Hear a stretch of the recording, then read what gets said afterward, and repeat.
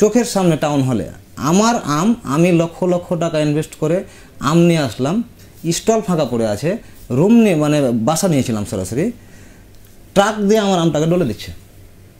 ওখানে কিছুই এমন একটা অবস্থা ছিল যে চোখ দিয়ে পানি তো ঝরছে স্বাভাবিক, কারণ টাকা নাই, মানে সব শেষ হয়ে গেল।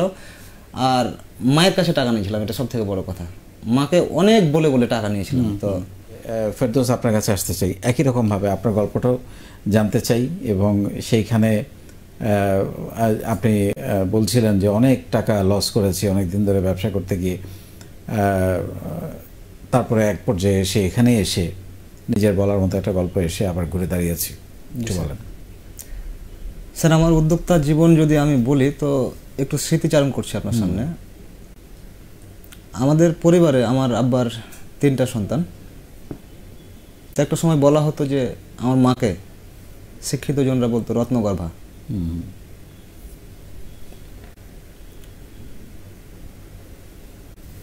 আমাদের পরিবারে স্যার, আমি, আমার বড় ভাই, আমার ছোট বোন ছিল একজন, আমরা স্কুলে, প্রাইমারিতে, হাই স্কুলে চমক দেখানোর রেজাল্টই করতাম। আমার আব্বা আমাদের জন্য স্যার আসলে কিছু করতে পারেনি। আমার আব্বা আমাদেরকে মানুষ করার জন্য, চেষ্টা করার জন্য। তো অহরহ রেকর্ড আছে এরকম, দোকানদার আব্বাকে বলতো খাতা কিনতো যখন এবং কলম কিনতো, আপনার কি দোকান দিয়েছেন নতুন করে? আব্বা একটা ডিসপেন্সারি ছিল, ডাক্তারের দোকান। তো বলছে খাতা কলমেরও কি আপনি দোকান দিয়েছেন? এটা অহরহ বলতো। তো রেজাল্ট যেদিন হতো সেদিন আব্বা খুশি হতো খুবই। আমরা ফার্স্ট সেকেন্ডই হতাম স্কুলে, স্কলারশিপও পেয়েছি, জিপিও 5ও পেয়েছি। কিন্তু হঠাৎ করে মাঝপথে এসে আমার মার একটা রত্ন হারিয়ে যায়। এক ভাই, আমার ছোট বোন, ও ট্যালেন্ট পুলের বৃত্তি পেয়েছিল, মাথার সমস্যার কারণে আস্তে আস্তে পড়াশোনা কমতে লাগলো। তো ইন্টারমিডিয়েট পড়ার সময় মারা যায়। ও সরি, এটা স্যার 2013 সালে। আমি ঢাকায় আসার 1 বছর পরেই। তো আসলে আমার বোনের কথা মনে হলে তো কষ্ট হবে, এটা স্বাভাবিক। কিন্তু আমার বোনের কিছুটা কষ্ট মনে হয় আমার বড় ভাই বা আমি চেষ্টা করে যাচ্ছি কমানোর। আমার বড় ভাই এখন আমেরিকায়, ও ড্যাফোডিল ইউনিভার্সিটিতে পড়াশোনা করত। ওকেও যখন ও পাবলিক বিশ্ববিদ্যালয়ে চান্স পেয়েছিল, তো ওকে যখন প্রাইভেট বিশ্ববিদ্যালয়ে ভর্তি করা হলো, ওকে নিয়ে অনেক কথা হয়েছে। কারণ আব্বার ইনকাম খুব বেশি ছিল না, তবে দাদার মোটামুটি ভালোই জমি জমা ছিল। নানারা, আমার একটু স্যার বলে রাখছি, কারণ আমাদেরকে মানুষ করার জন্য, পড়াশোনা করার জন্য আমার বাপকে প্রায় 8 থেকে 10 বিঘা জমি বিক্রি করতে হয়েছে। এটা আমাদের এলাকায় এক ধরনের চাঞ্চল্যকর ঘটনার মতো। এটা আমার মার দাদা, যেটা মানে আমার নানার আব্বা, এ ছিল নাজির। আমার নানা এলাকায় একমাত্র ব্যক্তি হাতিতে চড়ে বিয়ে করতে গেছিল। তো ওইরকম একটা পরিবার থেকে উঠে আসা আমার মা 90-এর দশকে এসএসসি ইন্টারমিডিয়েট ডিগ্রি, চাকরি করেনি বা করতে পায়নি, যেটাই হোক না কেন।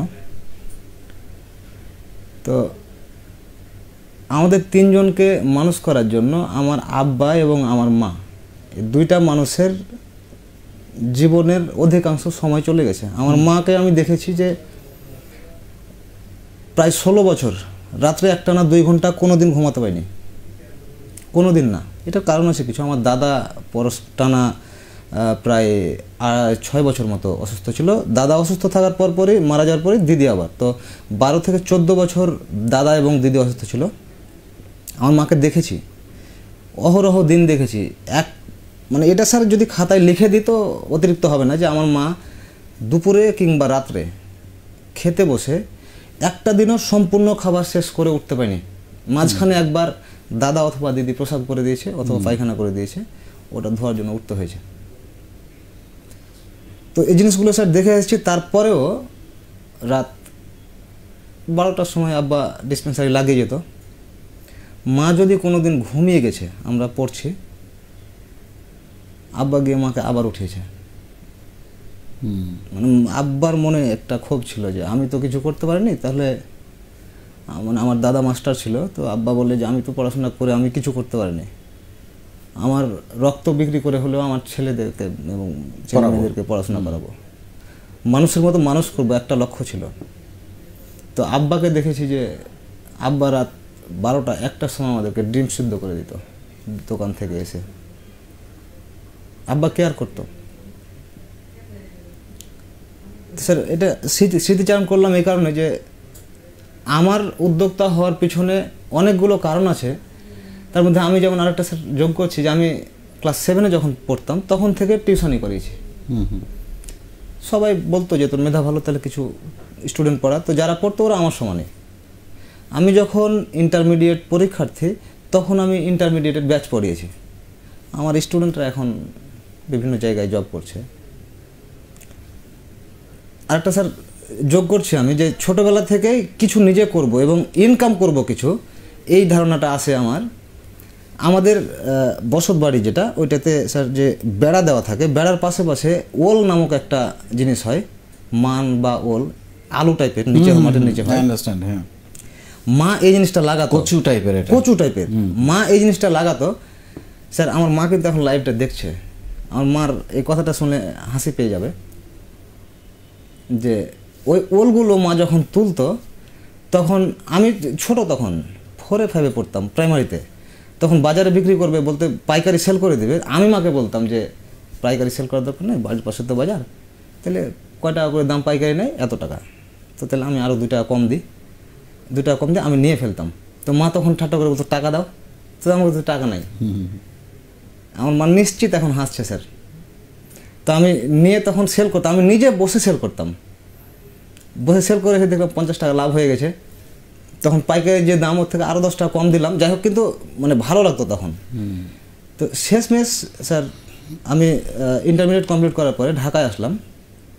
ঢাকায় এসেই আমার যে সহকর্মী এখন আঙ্গুর হোসেন, এই আঙ্গুর হোসেন আর আমি 2013 সাল থেকে 2020 সাল পর্যন্ত 7 বছরে মনে হয় 700 পৃষ্ঠা নষ্ট করেছি ধানমন্ডি লেকে বসে, শুধু প্ল্যান করে করে, এবং লস হয়ে যাচ্ছে কেন হচ্ছে, পারছি না কেন, এই জিনিসগুলো করে করে ধানমন্ডি লেকের আমার মনে হয় জায়গাটা আমাদের কথা আজীবন মনে রাখবে। আপনি সিএ পড়তে গেছিলেন বোধহয়? তো স্যার আমি 2013 সালে ঢাকায় ভর্তি হলাম। আমার ইচ্ছে ছিল লয়ার হওয়ার। লয়ার হতে গিয়ে বড় ভাই বলল লয়ার হতে হবে না, এসিসিএ নামে একটা সাবজেক্ট আছে ভালো, এখানে এসিসিএতে ভর্তি হতো। আমি এসিসি সম্পর্কে কিছু জানি না, তো ভাই শুধু বললো যে ও তো চঞ্চল, একটু সাবধানে পড়াশোনা করতে হবে। যাই হোক, ভর্তি হলাম। রেজাল্ট চমৎকার রেজাল্ট হচ্ছিল। আমাকে বেশ কিছু রেজাল্টের জন্য সিইউসি, আমি চার্টার্ড ইউনিভার্সিটি কলেজে পড়তাম, আনিসুর রহমান স্যার যিনি ছিলেন মালিক, উনি ভার্সিটি ঘোরাতেন আমাকে সাথে নিয়ে, যে এটা আমাদের আইকন, এইভাবে বলতো। তারপরে ভার্সিটিতে আমার ছবিও টাঙাতো, মানে ভালো মার্কসের জন্য। তো আমি এফআই প্রথমে কমপ্লিট করলাম। কমপ্লিট করার পরে যখন সেকেন্ড পার্টে গেলাম, তো প্রথমে স্যার একটু আমি যোগ করে নিচ্ছি যে 13 সালে আমরা 3 বন্ধু মিলে, এখন একজন জাপান প্রবাসী, একজন একটা ভালো জায়গায় জব করছে, আর আমি, 3 জন মিলে স্যার আম নিয়ে কাজ করার চিন্তা ভাবনা করেছিলাম। আর ওই থেকেই শুরু আমার মানে বড় পরিসরে কিছু করার চিন্তা ভাবনা। তো ধাক্কাটা তখনই খেয়েছিলাম। প্রায় আমরা 4টা জায়গাতে স্টল বানিয়েছিলাম আমের। আর ঠিক সেই বছরেই ফরমালিন নামক একটা মানে বাজে গুজব উঠে গেল। যদিও আজ পর্যন্ত বাংলাদেশে কেউ কখনো আমে ফরমালিন ব্যবহার করেনি, এটা করার সুযোগও নাই। শব্দটা কেন জানি ব্যবহার করা শুরু হয়ে গেল। আমরা স্প্রে করতে দেখেছি টিভিতে। ওগুলো ফরমালিন না, ওগুলো কি? ওগুলো কার্বাইড টাইপের, কিন্তু এটা ক্ষতিকর, রাসায়নিক। স্যার ক্ষতিকর পদার্থ হতে পারে, কিন্তু ফরমালিন যে শব্দটা ব্যবহার করছি, এই ফরমালিন মানে এটা মোট কথা হচ্ছে এটা ভেজাল যুক্ত আম।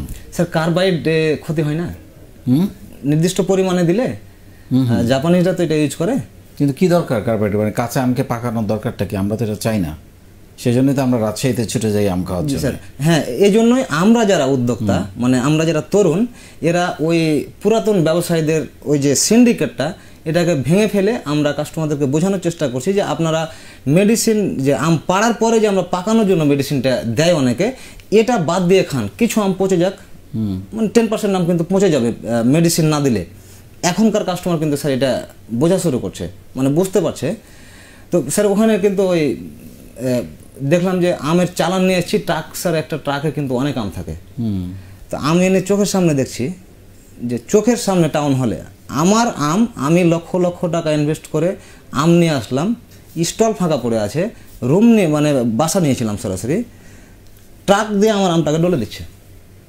ওখানে কিছুই এমন একটা অবস্থা ছিল যে চোখ দিয়ে পানি তো ঝরছে স্বাভাবিক, কারণ টাকা নাই, মানে সব শেষ হয়ে গেল। আর মায়ের কাছে টাকা নিয়েছিলাম, এটা সব থেকে বড় কথা, মাকে অনেক বলে বলে টাকা নিয়েছিলাম। তো লাস্ট পর্যন্ত মাকে বললাম যে আমার এইভাবে সব শেষ, আমি আর কখনো কিছু করব না। মা তখনও আমাকে নিরাশ করলেন না, মা বললেন তুই পারবি, আবার চেষ্টা করবি, সমস্যা নেই। তো স্যার ওই আমের বিজনেসের পরে আমি তখন ভাবলাম যে মা তো টাকা আর বেশি দিবে না, তাহলে আর কি করা যায়। তো বুটিক নিয়ে কাজ শুরু করেছিলাম। আর এখানে স্যার আমার একটা চমৎকার অভিজ্ঞতা আছে, এক খালার কাছে আমি শিখেছিলাম, শিখে আমি নিজে চাঁপাইনবাবগঞ্জে গিয়ে বাড়ি বাড়ি নিজে মহিলাদের কাছে গিয়ে কমপক্ষে 50 জন কর্মী তৈরি করেছিলাম আমি, হাতের কাজ করানো বুটিকের। আপনার কণ্ঠের মধ্যে পুরো চাঁপাইনবাবগঞ্জ শুনতে পাচ্ছি, এটা আমার কিন্তু ভালো লাগছে স্যার। এটাই আপনি কি এভাবেই কথা বলেন না? ঢাকায় তো আপনি তো ঢাকায় থাকেন। জি স্যার। আপনি চেঞ্জ করেন নাই? স্যার আমি চেঞ্জ করার চেষ্টা করতাম আগে, তো ওই ঢাকা বিশ্ববিদ্যালয়ের সাবেক ভিসি যিনি ছিলেন এমাজউদ্দিন স্যার, ওনার সাথে খুব মানে কথা হতো আর কি আমার। উনি বলতেন যে আমি পারিনি, তুই পারবি কি দিয়ে। ওকে স্যার এইভাবে বলতো। আমি এই উদাহরণটা এর আগেও দিয়েছি, আমাদের ধানমন্ডি জোনের মিট আপেও বলেছিলাম স্যারের কথা। তো স্যার আমি চেষ্টা করি না কখনো যে চাঁপাইনবাবগঞ্জের ভাষা, কারণ এটা আমার মায়ের ভাষা। আর আমি চাঁপাইনবাবগঞ্জের মাধ্যমেই, মানে আমার মাধ্যমেই চাঁপাইনবাবগঞ্জটাকে পুরো পৃথিবীতে ব্র্যান্ডিং করতে চাই। অসাধারণ। যেমন স্যার আমি চাই যে শুনতে ভালো লাগছে, আপনার চাঁপাইনবাবগঞ্জের ভাষা শুনতে ভালো লাগছে আমার কাছে। আমরা সবসময় শুদ্ধ ভাষা শুনি, কিন্তু একটু ডিফারেন্টভাবে আপনি বলছেন, খুবই ভালো লাগছে। আচ্ছা, তারপরে কি হলো? বুটিক নিয়ে কাজ শুরু করলেন? স্যার বুটিক নিয়ে কাজ শুরু করলাম। ওই মহিলাগুলো এখনও আমার শেখানো সেলাইগুলো দিয়ে কাজ করে, মানে চমক দেখানো কিছু সেলাই আমি শিখেছিলাম খালার কাছে। খালা এখন মারা গেছে, আল্লাহ খালাকে জানাতে। তো আমি বড় যখন একটা অর্ডার পেয়ে গেলাম, ওই বড় অর্ডারটা স্যার আমি করতে পারিনি, মানে ডেলিভারি করতে পারিনি সময়ের এর কারণে। ওই অর্ডারটা যখন ছুটে যায় তখনই আমার মানে আবার লস হয়ে গেল। লসই যাচ্ছে জীবন, একটার পর একটা লস। মানে তখন আবার আমি কিছুদিন থেমে গেলাম। থেমে যাওয়ার পরে এদিকে পরীক্ষাগুলোও দিচ্ছি, রেজাল্টও ভালো হচ্ছে। আমি 80% মার্কস বেশ কয়েকটা সাবজেক্টে পেয়েছি। তো পরীক্ষা দিচ্ছি, আবার বিজনেসের চাপ আছে, টাকা লস করে ফেলেছি, মানে কি করব অনেকটাই বুঝতে হয়, কিন্তু আমাকে কিছু করতে হবে। আমি চাকরি করব না কখনোই, এটা আমার ছোটবেলা থেকে একটা চিন্তা, চাকরি কখনোই করব না, আমি নিজে কিছু করব, এরকম একটা চিন্তা ভাবনা। ওকে। আবার স্যার অল্প কিছু টাকা আমি ম্যানেজ করলাম। আবার মা আব্বাসউদ্দিন, সরি, আমার গ্রামে একজন ছেলের সাথে আমি ওই রেডিমেড গার্মেন্টসের দোকান দিলাম, মানে পোশাকের। আমি মাল পাঠাতাম এখান থেকে, ও ওখানে সেল করতো, ও টাকা দিত, আমি আবার কিনে কিনে পাঠাতাম। তো সেখানে গিয়েও যাই হোক একটা ছোট ভুল বোঝাবুঝির কারণে 1 বছরের আগেই ওই বিজনেসটা উঠে গেল। তখন যা লস ছিল সম্পূর্ণ আমি আমার ঘাড়ে নিয়ে নিলাম। আবার লস ওখানে, কারণ টাকা তো ইনভেস্ট করে ফেলেছি, মাল সেল না হলে তো কম দামে তখন সেল করলাম ওগুলো। তখন মানে একদমই স্যার আমি চুপ হয়ে গেলাম যে আর কিছু বলার নেই কাউকে। আর আমি তখন মানে গ্রামে যেহেতু এটা করেছিলাম, এতদিন তো বুটিক করলাম, একটা ওয়েট ছিল যে বড় কিছু করছি। তার আগে আম করেছি, ঢাকায় লস করেছি, আমার ব্যথা আমি জানি। কিন্তু গ্রামে গিয়ে যখন এটা করতে গিয়ে ব্যর্থ হয়ে গেলাম, তখন থেকে শুরু হলো স্যার আমার আসলে মানে ব্যর্থতা, যে মানুষকে অনেক সময় ধ্বংস করে দেয় বা থামিয়ে দেয়, সেটা তখন বুঝতে পারছিলাম। আমি টোটালি ফোন আমার অফ তখন, আর মানে টোটালি অফলাইনে, এবং আমি কথা তো টোটালি বলতাম না কারোর সাথে। যাদেরকে আমি ফোন দিতামও কিছু, খুব কষ্ট হয় স্যার কথাগুলো মনে হলে, যে ব্যক্তিগুলো না ফোন তো ধরে না, বরং ওরা শুধু মনে করে যে আমি ফোন দিলে মনে হয় মানে টাকা চাইবে, একটাই জিনিস স্যার, যে টাকা চাইবে।